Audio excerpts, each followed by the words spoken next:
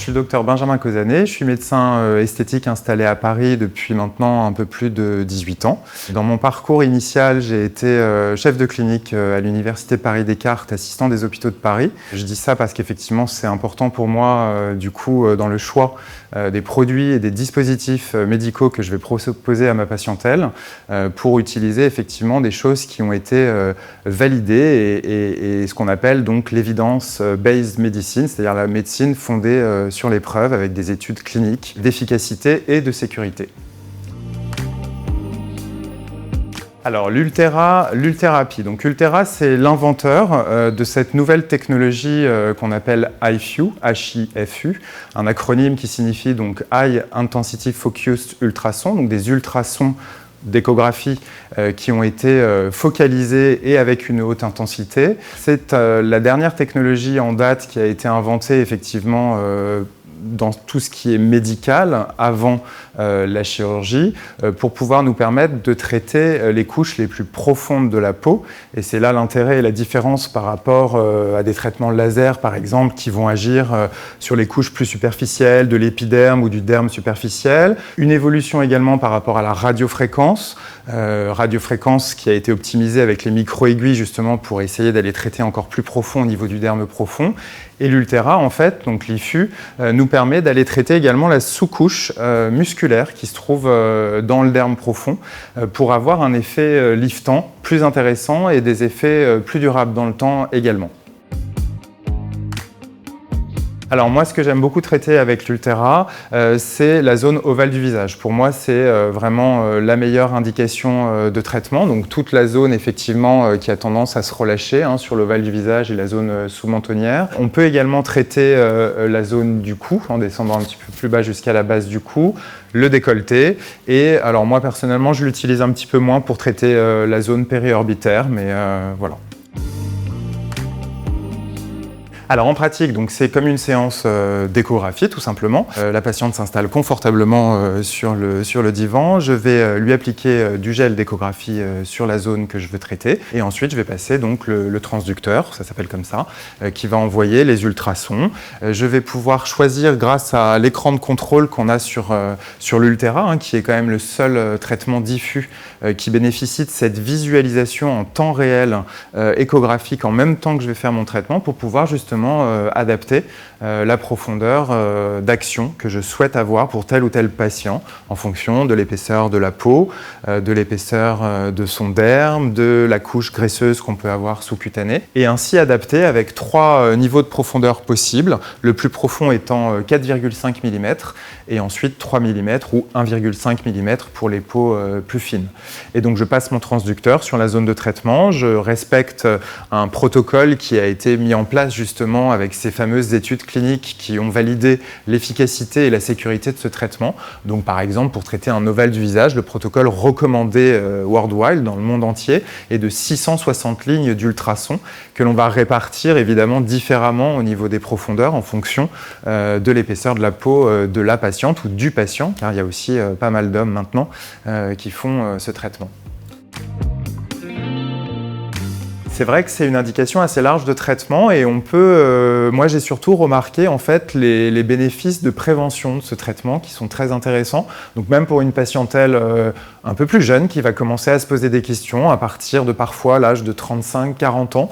J'ai des patients qui vont sentir une peau un petit peu qui est un peu plus, qui se relâche un peu flasque, enfin qui le sentent un peu moins élastique. Et dans ces cas-là, ça peut être effectivement une belle indication de traitement car les effets vont durer plus longtemps dans le temps. Les cellules fibroblastiques qui fabriquent le collagène et l'élastine sont stimulées plus facilement quand elles sont jeunes, évidemment. Elles vont produire un collagène de meilleure qualité et en plus grande quantité. Donc pour moi, on a vraiment des effets bénéfiques et préventifs sur le long cours. On peut également traiter des patients un peu plus âgés qui vont avoir un relâchement plus important.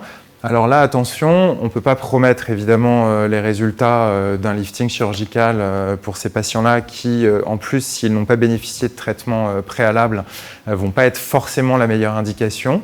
Et également, il ne faut pas que la peau du patient soit trop épaisse ou trop lourde. S'il y a trop de tissu à remonter, forcément on n'aura pas de résultat. Mais globalement, quand même, malgré tout, chez des patientes un peu plus âgées, avec une peau plus fine, on peut avoir des résultats intéressants qu'il faudra peut-être combiner avec d'autres produits, notamment je pense à des produits injectables comme l'hydroxylapatite de calcium ou d'autres produits type Skin Booster pour compléter l'action, car Ultera seul ne sera peut-être pas suffisant. Alors pour moi, je pratique toujours une seule séance pour avoir le traitement optimal en une seule fois. Et je vais attendre en général 2 à 3 mois pour effectivement voir l'évolution et voir si on a besoin de faire autre chose.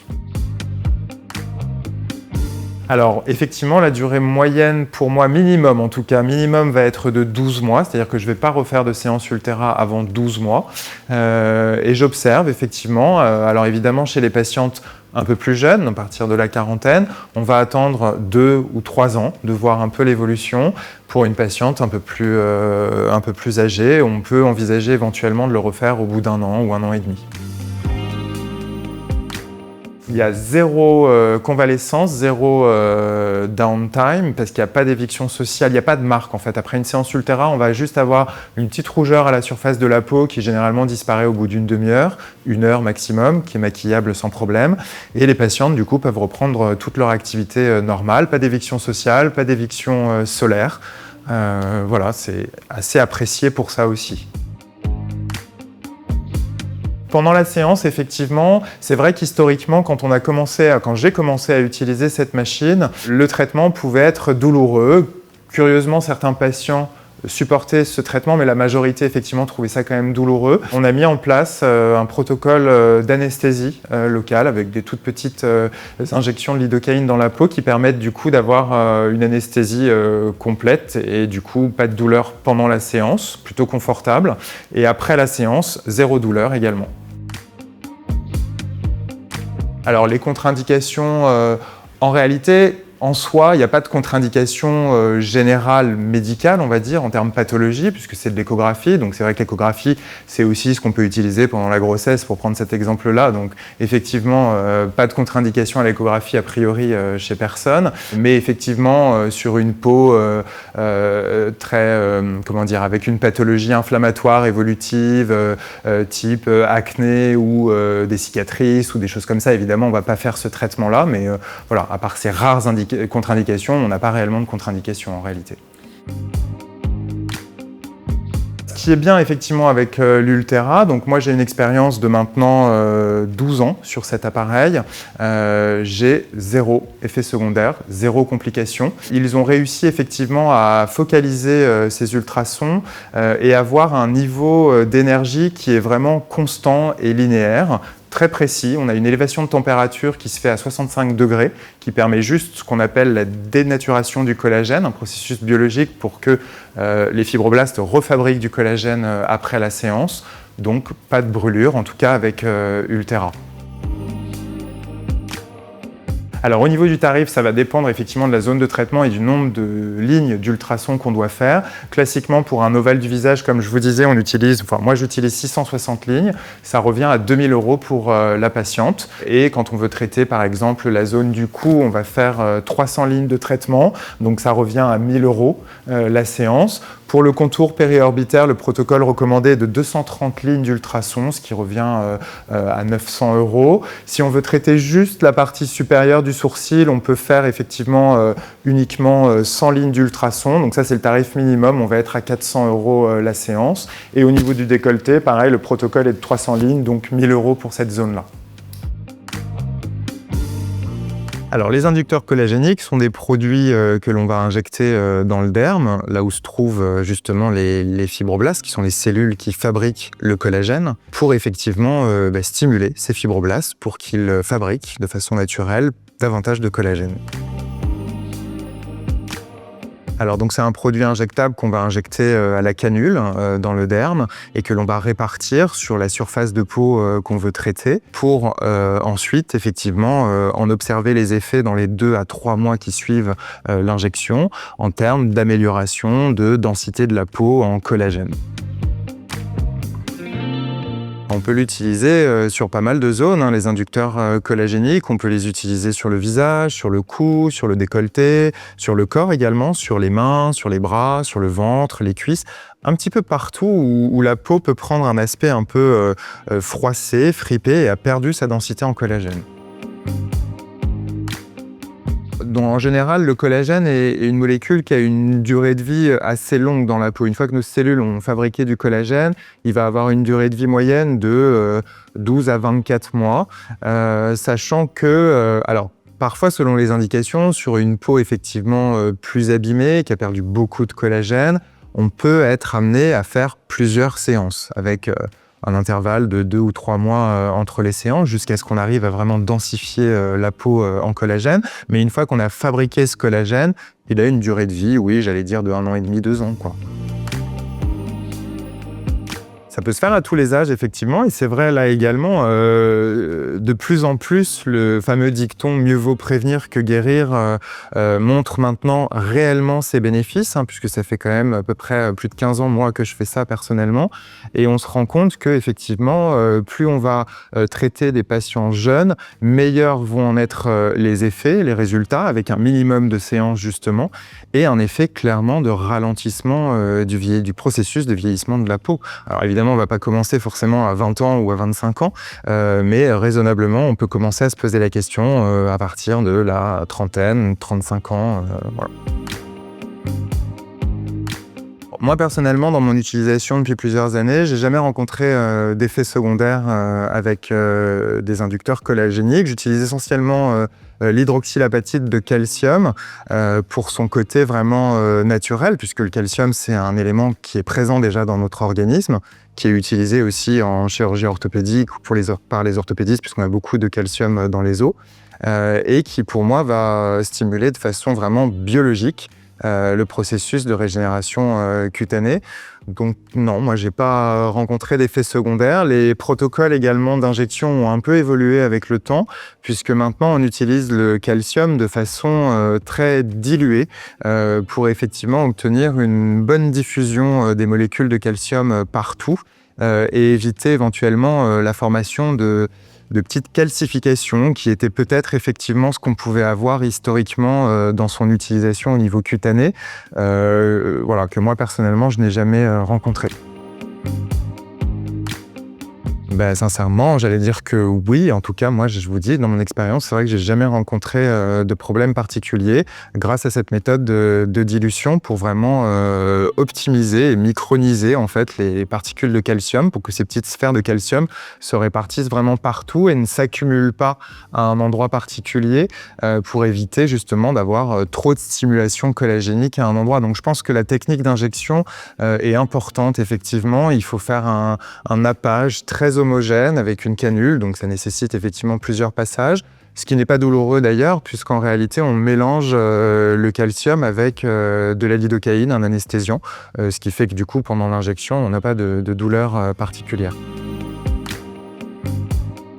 Ça agit clairement sur la qualité de peau. Alors, en particulier avec l'hydroxylapatite de calcium, qui pour moi fait effectivement la partie de ce qu'on appelle les inducteurs collagéniques, mais j'irai plus loin.